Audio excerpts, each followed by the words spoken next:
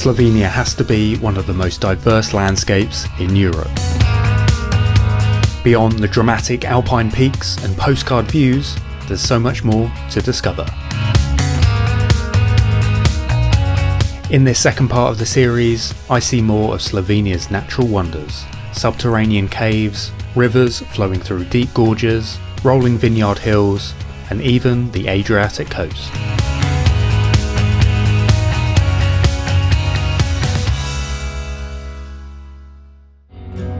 I start the day at Jamnik Church, one of Slovenia's most iconic hilltop churches. At night and during the blue hour, the church is softly illuminated, glowing against the dark hills and the mist-filled valleys. Unfortunately, the weather didn't quite cooperate on this occasion, with the rain and the clouds hiding the full drama of the scene. With rain forecasted across the country, I plan to explore some of Slovenia's famous caves. Beneath the mountains and forests in Slovenia lie thousands of caves. The most popular and famous to visit is Postojna Cave. Your first experience of the cave is an electric train which takes you deep into the cave to start your tour.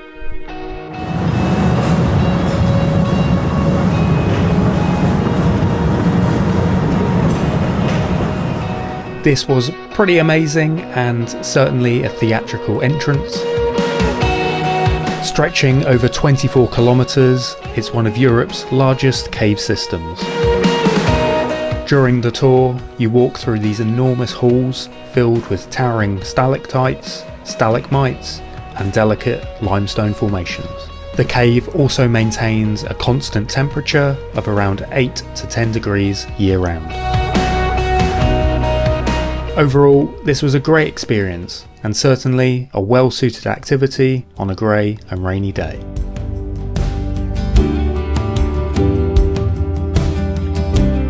With the weather being a little bit less than ideal today, I've decided to do some more touristy things and some more inside activities, so to speak. So I've come to the south of the country and there's two caves that you can explore. So I've already done one this morning, so I suppose that one's a little bit more commercial. I suppose it's very, very popular. A lot of people do that cave on a day tour from Ljubljana, the capital, whereas this one I'm about to do is a little bit less commercial, a little bit more off the beaten track, I suppose. Not many people that do like a day trip from Ljubljana come to this one.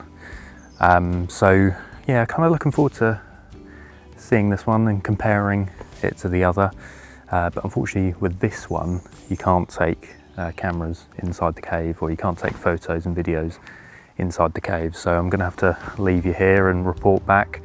But yeah, I think it's a pretty good activity to do on a bit of a rainy day.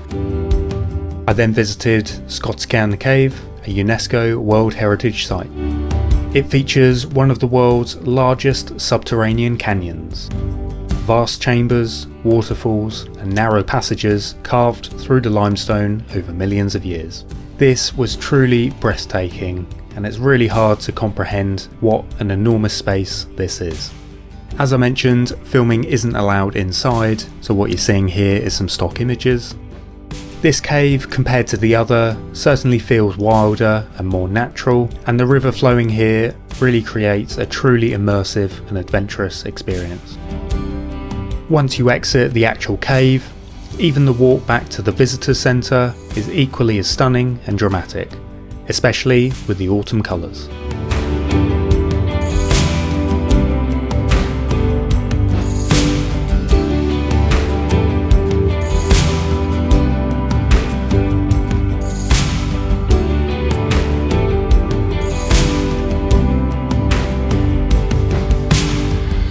To end the day, I headed to the coastal town of Piran.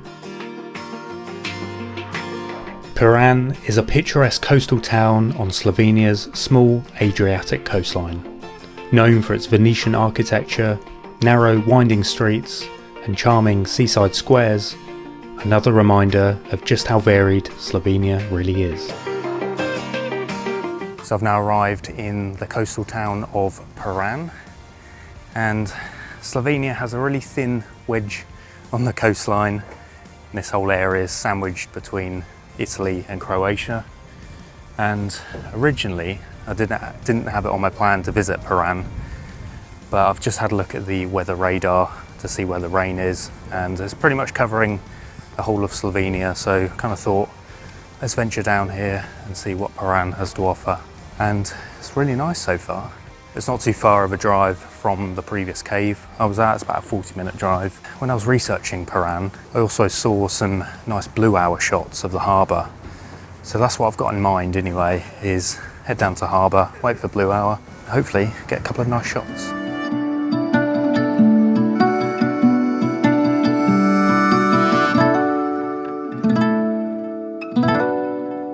It was the end of another brilliant day exploring Slovenia.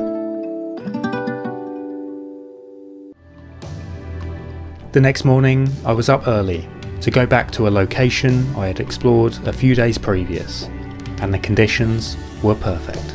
This is a truly spectacular location, and in these conditions was really special to see.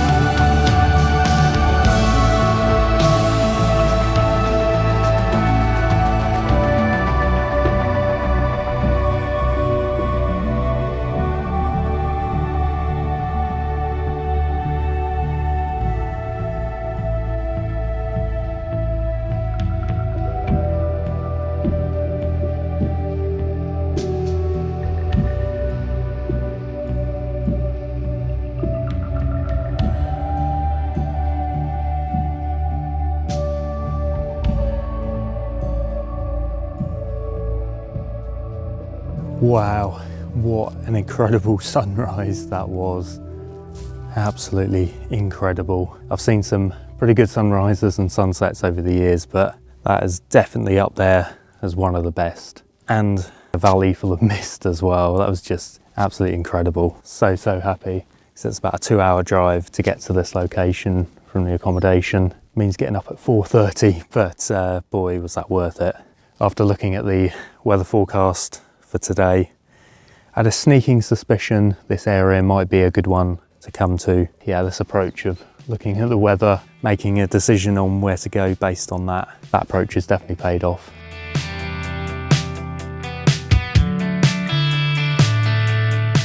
From there, I drove into the Socha Valley, which is a stunning alpine valley famous for its emerald green Socha River that winds between the rugged mountains and the forested slopes.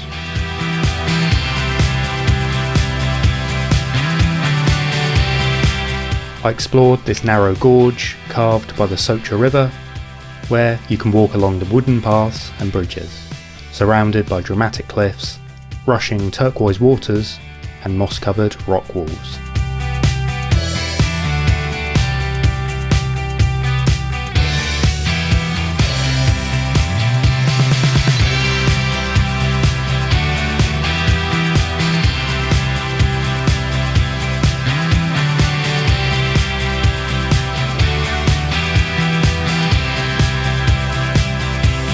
This was a really nice walk and surprisingly not busy at all.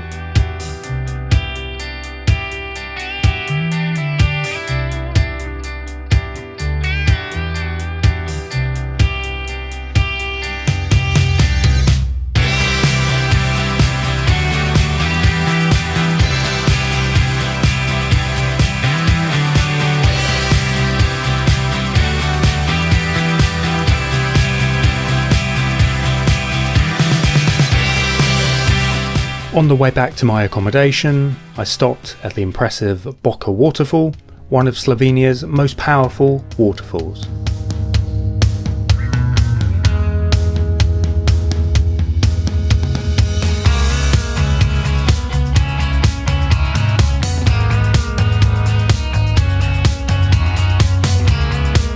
And then, as I made my way further into the valley, I stopped at this picturesque viewpoint to see the Emerald River.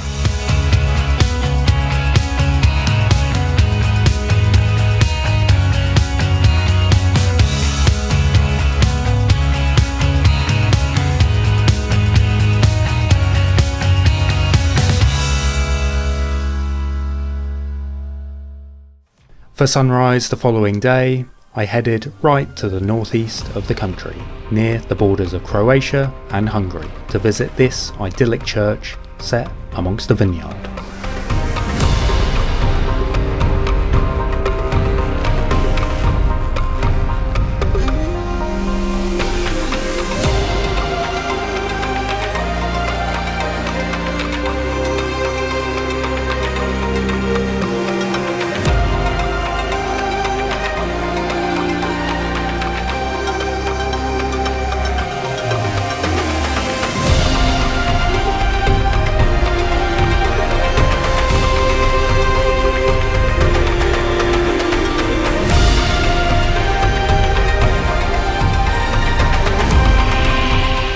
The landscape in this region is characterised by gentle rolling hills, vineyards and quiet rural villages.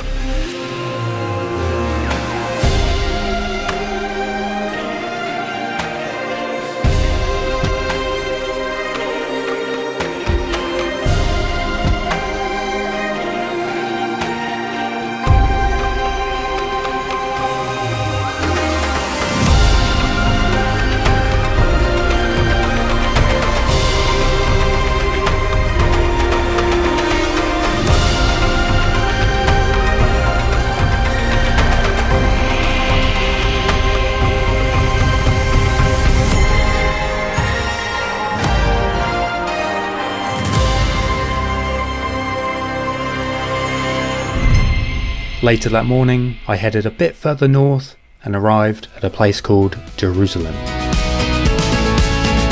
This is the heart of Slovenia's wine-growing region. The villages here were really picturesque and the rolling hills was a great sight. I didn't come across much information about this area before coming on this trip, and it definitely felt off the beaten track.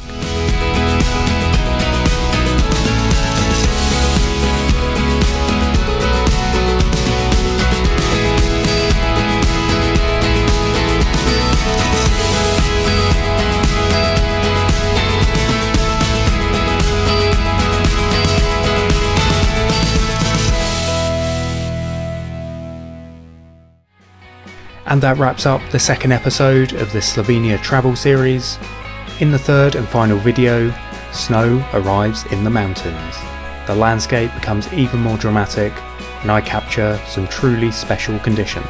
Thanks so much for watching and hopefully see you in the next one.